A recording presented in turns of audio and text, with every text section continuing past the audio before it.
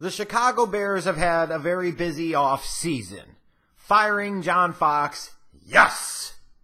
Hiring Matt Nagy to be the next head coach, coming from the Andy Reid coaching tree, which has produced some results at the NFL level. Just ask the Eagles how that worked with Doug Peterson. They were somewhat active in free agency, specifically on the offensive side of the ball, signing Allen Robinson away from the Jacksonville Jaguars, Taylor Gabriel away from the Atlanta Falcons, Trey Burton away from the Philadelphia Eagles. Throwing into the mix what they already have with Mitchell Trubisky, they have their young quarterback that they're trying to find out what he's got. They've got a great running game with their 1-2 monster of Jordan Howard and Tariq Cohen. A lot of teams in the league would want to have those guys at the running back position. This is a team that was looking to this draft to get the help that they need to really change the trajectory and move the needle in a way that John Fox never did, and potentially start thinking about not only ensuring that Trubisky develops in year number 2 and takes that next leap forward, but that the Bears could start potentially thinking about making the playoffs this year. And I have to say, based off of the results of this draft, it feels like General Manager Ryan Pace took a major step in the right direction and positioned his team very well. All the moves in free agency don't matter if you come into this draft and you lay an egg. And I don't think the Bears laid an egg. I thought they did pretty well for themselves.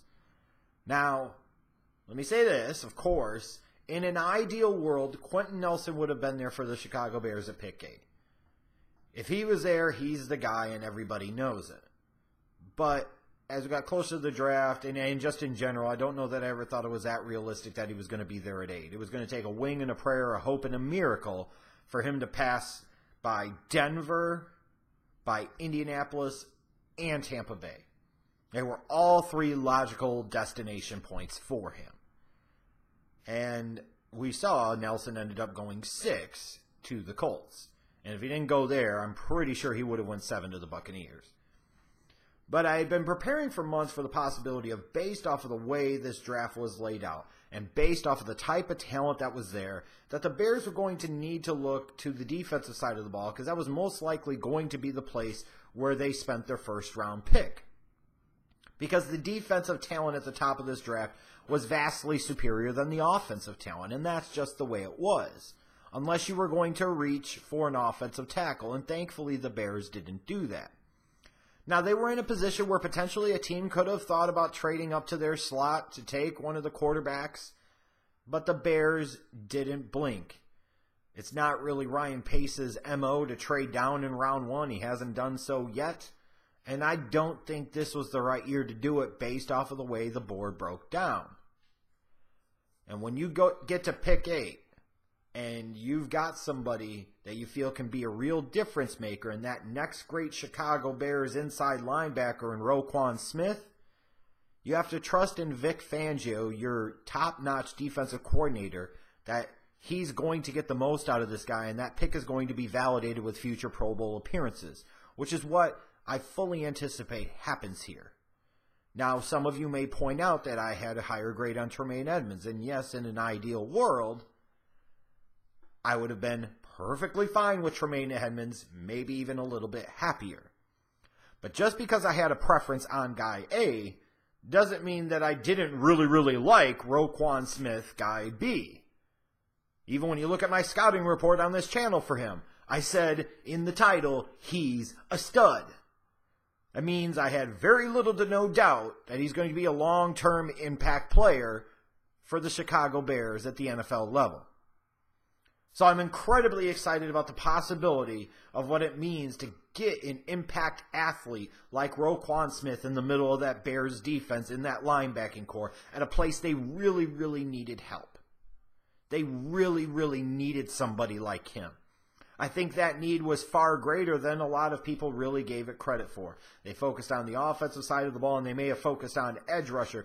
But to me, getting that 3-4 inside linebacker with range to go sideline to sideline and do a little bit of everything was every bit as big of a need as anything else on the defensive side of the ball And they got him. He was right there at pick number 8.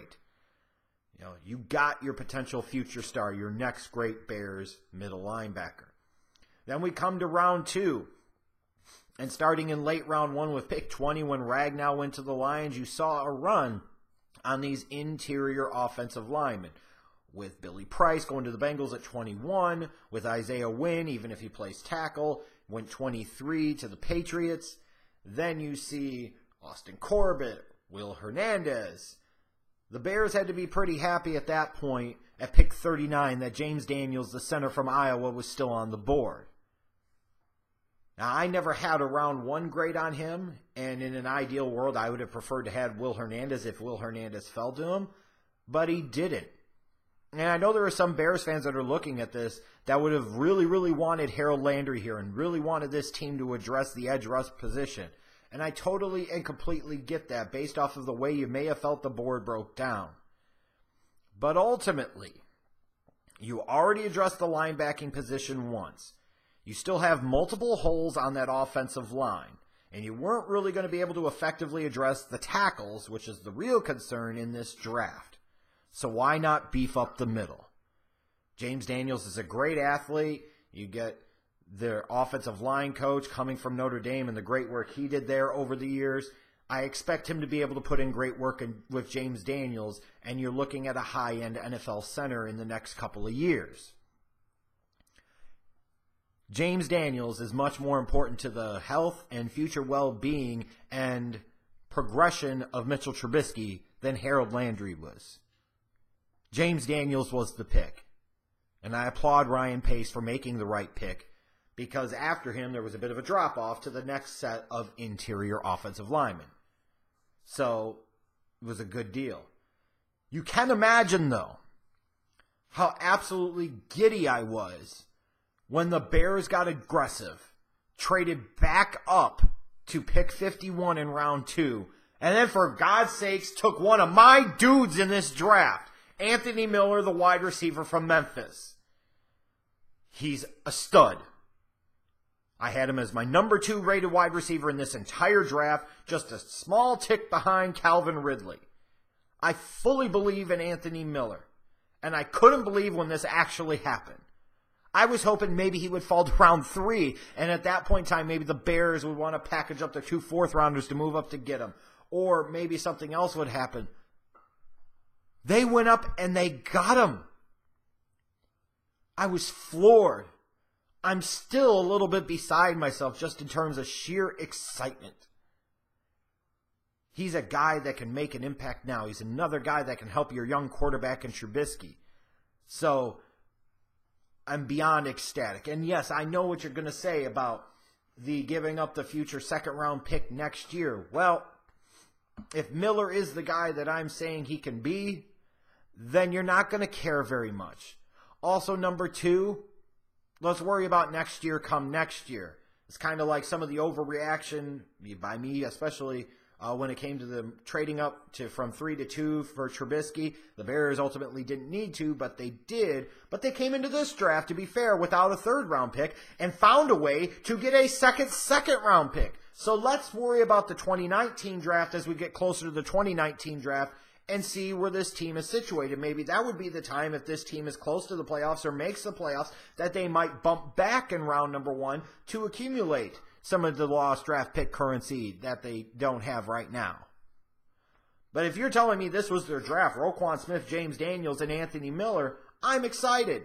Because as I've talked about in some of these other recaps, if you can get 3 guys that can start and be contributors and big contributors, that's a pretty damn good draft class. So to me, I feel really confident putting money down on Vegas that all 3 of these guys are going to pan out, and this will be one of Ryan Pace's best draft classes as general manager of the Bears.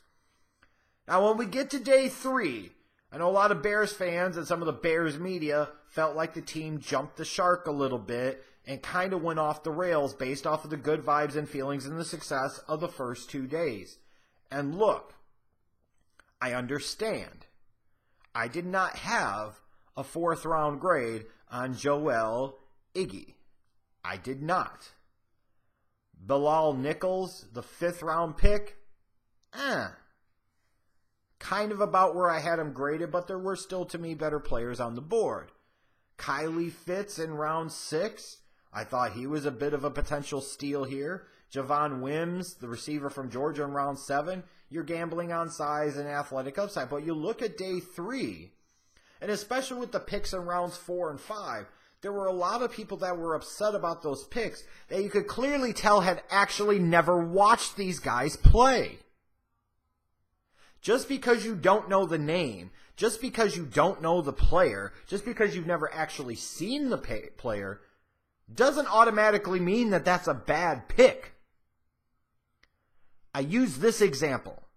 If we use the philosophy of some of the Bears fans when it came to their 4th and 5th round picks in 2018 and transplanted that to 1975 when the Chicago Bears took a running back from Jackson State, Bears Twitter would be aflame talking about this kid that they haven't seen, that nobody's ever freaking heard of, and just yet another future bust. And they would have been saying that about Walter Payton. Just think about that. But when you look at Joel Iggy, he is a guy that I feel like, worst case scenario, he's kind of a sub-package guy that you use some in coverage, that can play nickel dime backer on the inside, spies the quarterback, can get a little bit of a pass rush. Long term could potentially be the starter inside next to Roquan Smith. I get the gamble.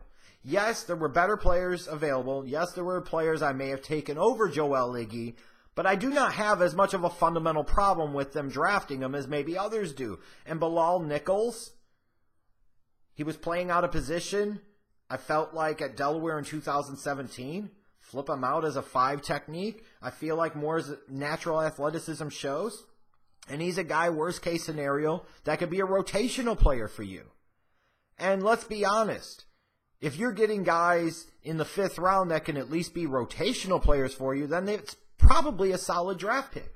I know some Bears fans are concerned about waiting until the 6th round to address the edge rush position, the outside linebacker in the 3-4, and that is still a concern. I feel like, frankly, the perimeter of the defense and the perimeter of the offense are still the biggest concerns. The tackles, and then the outside linebackers in the 3-4, how you're going to get pressure on the quarterback.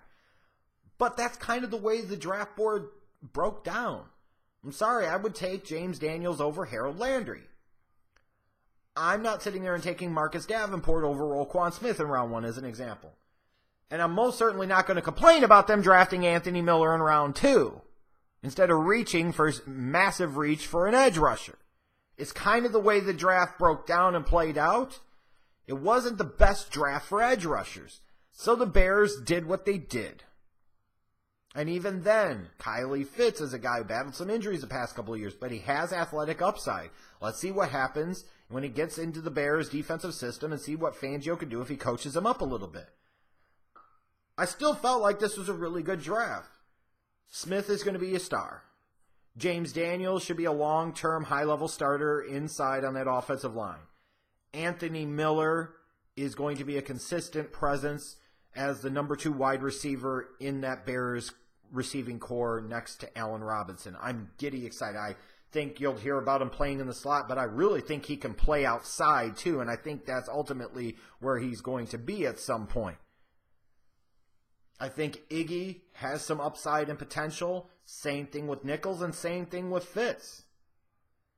And ultimately, if just one of those guys they took on day 3 pans out to go along with the 3 guys that I fully anticipate panning out here on day 1 and 2, then this was easily Pace's best draft as a general manager. And this is the one that really changes the entire trajectory of the organization going forward. And if those 3 guys, Roquan, James, Miller, if all 3 of them become the studs that I envision that they could be, then you can book it right now. The Chicago Bears are winning the NFC North by 2019.